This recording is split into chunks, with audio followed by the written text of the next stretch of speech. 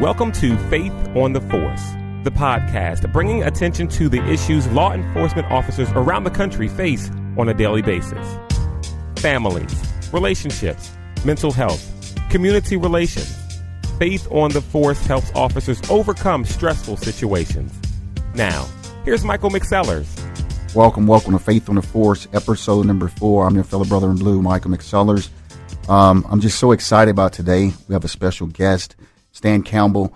Stan Campbell is a retired Oklahoma City police officer. He's a use of force expert, social activist, and speaker. He also created a movement called D.O.P.E movement, which is a movement that includes de-escalating officer patrol encounters, creating training and information to help officers and citizens go home alive. And what Stan is doing is very incredible. But how did I get in contact with Stan? Was through social media. At the time, I was suffering, dealing with my own PTSD struggles. I was online trying to search and find someone who may be experienced or dealt with the same things I've dealt with. And I ran across a blog that Stan had written called The Bomb, The Bodies, and PTSD that was very powerful and affected me. So I had to reach out to Stan. I had to find him. So I reached out to Stan on social media, kind of shared my story with him. And that's how we became connected. Stan, how you doing this morning, brother? I'm doing well. Thanks, Mike. And thanks for having me, bro. No problem, brother. Thank you for taking the time out to be on the show and share a little bit of your story and share what you're doing on the West Coast for law enforcement. As I said before, I was reading Stan's blog, and man, there was a whole bunch of truth in that blog article. Things he talked about in law enforcement, how we sometimes, because of the stigma, we don't reach out when we're suffering. And Stan shares a huge part of our history that he was a part of, which happened to be April 19th, 1995, which was actually on his birthday, which was something I'm sure, like he talks about in his blog, he'll never forget. Stan, can you talk to us a little bit about what happened on April 19th, 1995? Yeah, so the blog, I decided to do that one day and release it actually on my birthday, which was April 19th. And there's a lot of times officers not put forth information or ready to come forward with anything that has with them hurting on the force. And, to kind of share my story that has to do with what I believe is, PTSD that I had to deal with in law enforcement, had to do with the Oklahoma City bombing back in 1995. Of course, I was, and you'll read that I was right across the street in Oklahoma City in the federal building, Alfred P. Murrah building, in 1995. And it just had been my birthday. I was in court when the bomb went off, and we actually thought it was in our building. Come to find out, it was the building across the street, and we were the first 4 officers to arrive on scene. That was probably one of the worst things I've ever seen in my life. Wow. As we moved into dealing with that, I believe it was like a little bit 160 people that died in that bombing. I actually was approached the day after being down there for several hours. I was approached by my boss, and he wanted me to work the temporary morgue that they had. So I ended up down there. They chose what they thought was the strongest 25 officers and investigators to handle that, and I was one of them that was chosen. So I ended up working the temporary morgue, in which we, guarded the bodies. We had to put them in bags, and it was a lot. Yeah, I can only imagine the trauma that goes along with that, and having to contact your family. I'm sure they watched the news and heard what had taken place, and just having to respond to your family to let them know that you're okay, and those issues, and then the issues along the fact that, man, you pretty much, I believe in your blog, you said you was at work pretty much like the next day or so. Yeah, just like most officers, when we deal with incidents, we have to kind of suck it up and just actually show up for work next day, and that's what I did. I went to work and, thinking everything was okay, and, come to find out, several weeks later, it really did affect me. It took a long time for me to, come to realization that, the bombing did affect me like others that arrived there on the scene that day. How did you manage through that process? How did you, come to the point where you were like, okay, there's something wrong. I know I'm struggling. I need to talk about this. I need to get help. Or at what point and how long did it take you to come to that realization? Well, it's funny that as we moved into the years that followed, slowly and, one by one, each officer that was down there, dealt with their own demons in their officers, took to prescription medication. There were some that even acted out in the criminal behavior. Some had, started getting into a little bit of trouble, and even one was a really good friend of mine that had committed suicide as well. So, we were all dealing with the bombing in our own different way. Me, I took it on the chin, and, I was a supervisor. I became a supervisor, as the years went on, and I knew that I had to be strong for other officers, so I internalized. Wow. As you talked about the supervisor part, I get it. Sometimes I believe, even as an officer, we see things, we encounter things, and we deal with these issues, and we mask them because, like you said, we don't want to share our feelings because we don't want to be considered weak or, the stigma that goes behind it. But then you take that to a different level as a supervisor. You're leading men and women, and it's already enough pressure as it is to be a police officer. But then on top of that, being a supervisor who's dealing with your own struggles, holding on to that because you don't want to appear weak, not only amongst your fellow other supervisors, but also those that are under you. So there had to be a lot of pressure alongside of that. What type of things did you notice that caused you to want to seek out help? For me, when I was struggling, I noticed that, man, I was very irritable, like little things would bother me. I was like, man, why are these things bothering me? And I'll become very irritable. I would isolate myself. And it's the thing about it, wasn't not on purpose. It wasn't my intention, but those were the things that I was doing.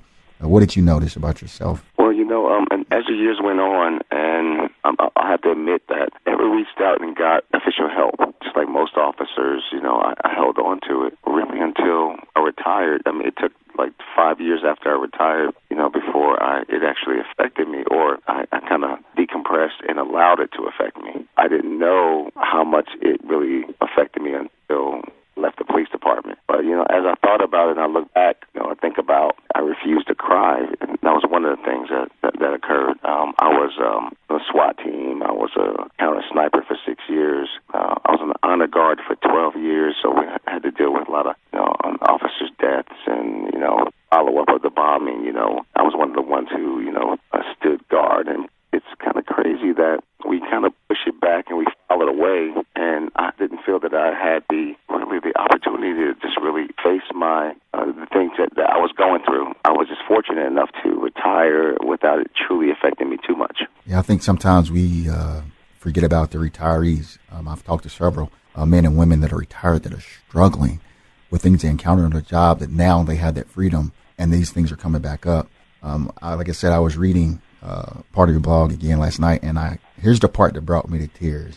And I'll read it for our listeners can hear just the impact that the situation had on you. It says, now I've been retired for 5 years. 2 years ago, I was with a female friend who decided to treat me to breakfast for my birthday.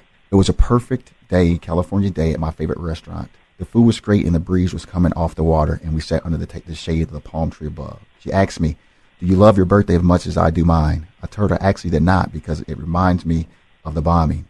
Before I could say another word, a tear shot out of one of my eyes outward and onto the table. I covered the eye, not knowing what it was. Then the tears started to roll, but I didn't feel sad. I began apologizing to her, saying, I'm sorry. She had this look of concern because my eyes were wide open and I was bawling uncontrollably without the slightest crimps. The episode lasted 5 minutes, then went away as fast as it came. I was embarrassed and explained I never received any help. It's been over 20 years and it still affects me. Brother, when I read that, man, I wept last night. Even last night, I wept because I got it. I understood it. I've dealt with it. I have dealt with it myself. My wife, we're sitting down reading a book, and, I began to weep because it brought me back to a place that I was at one time on the job, and it just hurt me. And it's like, man, these are things that our brothers and sisters in blue are dealing with, and they're afraid to talk about it because they're afraid that they'll lose their job. They're afraid that they'll miss out on promotion. They're afraid that, if anybody found out, that they'll be considered weak. And that's the fact of the matter is it's not true that it takes courage to come out and talk about these things. And the more we do, the more the lives we save by doing it. And your post, your blog, it's changing lives. You might not even know it, but it's changing lives, and it's causing guys to talk about these issues that they're dealing with. And it's also showing that those that are retired that guess what? You're not struggling. You're not the only one struggling. There are multiple brothers and sisters in blue that are out there retired that are struggling and dealing with the same issues, and that you're not alone. And it's giving them a safe place to be able to say, you know what, man, I'm not alone, and I thank you for that. I also thank you that you just didn't retire and just be done with it.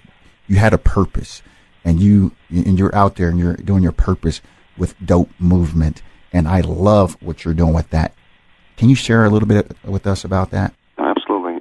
And just to kind of piggyback what you were saying, it really was powerful. Number one, I wanted to really be honest and really just kind of put on paper what I was truly feeling, because most officers today, I can go back there and I'm really respected on that police department, even as a retired officer. A lot of officers looked up to me, and I put on the mask of one that was didn't allow them to bother me, and also, but I wanted to really show officers that even some of the tough ones, we can be honest with ourselves and let people know that we actually need help. It's okay to reach out for help, as an officer. So that's one of the reasons why I actually kind of revealed my truth.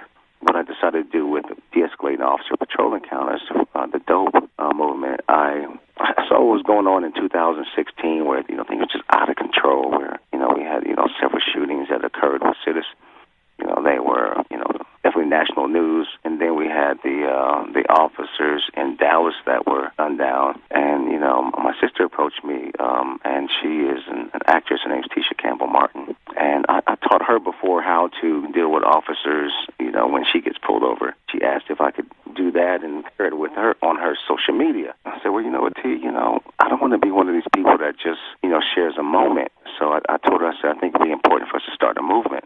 So I put my head down, because I have 15 years of experience with teaching police officers with use of force and de-escalation and cultural diversities. I chose to really just step in, and for the past almost a year now, I've been pushing forth this new narrative of de-escalation being 50-50 responsibility for the citizen and the police. So from it, I started pushing out information on for citizens first. I have a police section as well that in which I teach officers how to de-escalate, training and showing officers and citizens how important it is do their part to de-escalate situations so they don't turn deadly.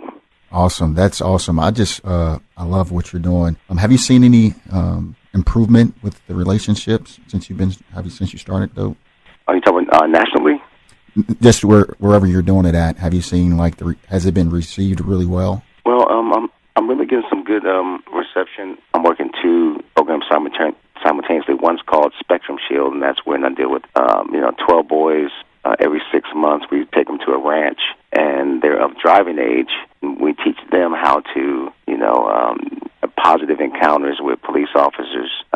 So that's one of the programs that I teach, and it's really been received well. And then, of course, a lot of attention with DOPE as well. I have some national attention. I've been on a couple of television shows on network. It's just moving slow, but it's moving steady. And the main thing is, I really found that this purpose and my part, and teach as many as I can how to have successful encounters with police so that they don't turn deadly.